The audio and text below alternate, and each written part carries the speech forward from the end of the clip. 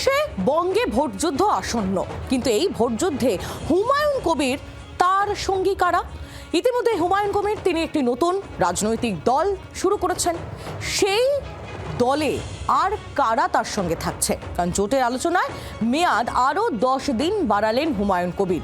15-র বদলে 25শে ফেব্রুয়ারি পর্যন্ত রাস্তা খোলা থাকবে। জোট আলোচনার রাস্তা হুমায়ুন কবির আপাতত আরও বেশ কয়েকদিন খোলা রাখতে চান। একটু কথা বলবো এই বিষয়ে, আরো জানবো অয়ন ঘোষালের থেকে। আমাদের প্রতিনিধি আমাদের সঙ্গে রয়েছেন এই মুহূর্তে টেলিফোন লাইনে। অয়ন, হুমায়ুন কবির কি বললেন? সঙ্গীর অভাবেই কি তিনি মেয়াদ বাড়াচ্ছেন? হুমায়ুন কবিরের নিজের বক্তব্য অনুযায়ী যেহেতু এসআইআর প্রক্রিয়া সম্পন্ন হয়নি, সেখানে আরো 7 থেকে 8 দিন এক্সটেন্ড হয়েছে। অর্থাৎ তিনিও তার জোটের মেয়াদকে আরো 10 দিন এক্সটেন্ড করলেন। যদিও সরাসরি এই এসআইআর প্রক্রিয়ার সঙ্গে হুমায়ুন কবিরের জোট ক্যালকুলেশনের কি সম্পর্ক, সেটা তোমার এবং আমার মতো রাজনৈতিক মহলের সবারই প্রশ্ন। 1 এবং 2, হুমায়ুন কবির এখনো পর্যন্ত জোটের ব্যাপারে বামেদের কাছ থেকে খুব ইতিবাচক সাড়া পাননি।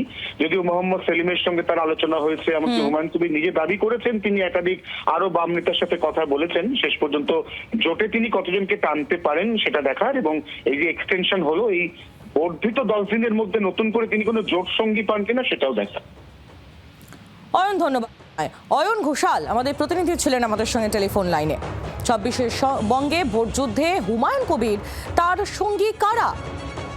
হুমায়ুন কবির আজ কি বললেন তিনি জোট প্রসঙ্গে, শোনাই আপনাদের।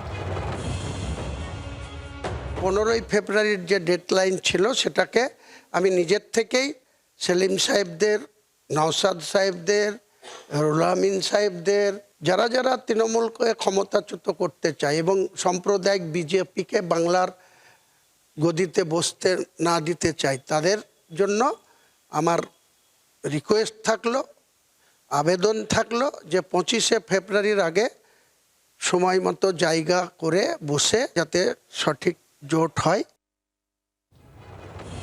হুমায়ুন কবির তার বক্তব্য আমরা শুনছিলাম। কথা বলবো সিপিএম নেতা শতরূপ ঘোষ এই মুহূর্তে রয়েছেন আমাদের সঙ্গে টেলিফোন লাইনে। শতরূপ, কি বলবেন? জোটের আলোচনায় মেয়াদ আরো 10 দিন বাড়ালেন হুমায়ুন কবির এবং তিনি একেবারে আপনাদের উদ্দেশ্য খোলা আমন্ত্রণ জানিয়ে রাখলেন। দেখুন, আমরা এর আগেও বলেছি, আমরা আবারও বলছি, প্রথম কথা হচ্ছে এই ধরনের ডেডলাইন, ঠিক আছে, উনি একটা দল তৈরি করেছেন, ওনার দলের জায়গা থেকে ওনার মতামত উনি জানিয়েছেন, তাতে আমাদের কোনো অসুবিধা নেই। কিন্তু এই সমস্ত জোটের রাস্তা খোলা রাখা কি জোটের রাস্তা তৈরি করার আগে ওনাকে ওনার রাজনীতির রাস্তাটা ঠিক করতে হতো। ওনার রাজনীতির রাস্তাটা এমন হওয়া দরকার ছিল যাতে করে কিনা বাকি ধর্মনিরপেক্ষ দলের সাথে ওনার কথা হতে পারে। কিন্তু উনি যদি রাজনীতির নাম করে বাবরি মসজিদ তৈরি করবো, বাবরি যাত্রা করবো, এই করে যান। এর আগে একটা দলের ছিলেন, তৃণমূলের মতো দল করেছেন, বিজেপির মতো দল করেছেন, তখন তাদের মতো করে রাজনীতি করেছেন। এখন নিজের দল তৈরি করার পর থেকে আর যদি শুনলাম না বলছেন যে একটা হাসপাতাল বানাবো, একটা বিশ্ববিদ্যালয় বানাবো, একটা নতুন স্কুল বানাবো, সেইসব না বলে খালি পাবলিক মসজিদ বানাবো বা পাবলিক যাত্রা করবো। এই যদি ওনার রাজনীতি হয় তাহলে তো সঙ্গে আমাদের রাজনীতির রাস্তাটাই এক হচ্ছে না, আর জোটের রাস্তা নিয়ে কথা হবে কি করে? শতরূপ, ধন্যবাদ আপনাকে। সিপিএম নেতা শতরূপ ঘোষ ছিলেন আমাদের সঙ্গে টেলিফোন লাইনে।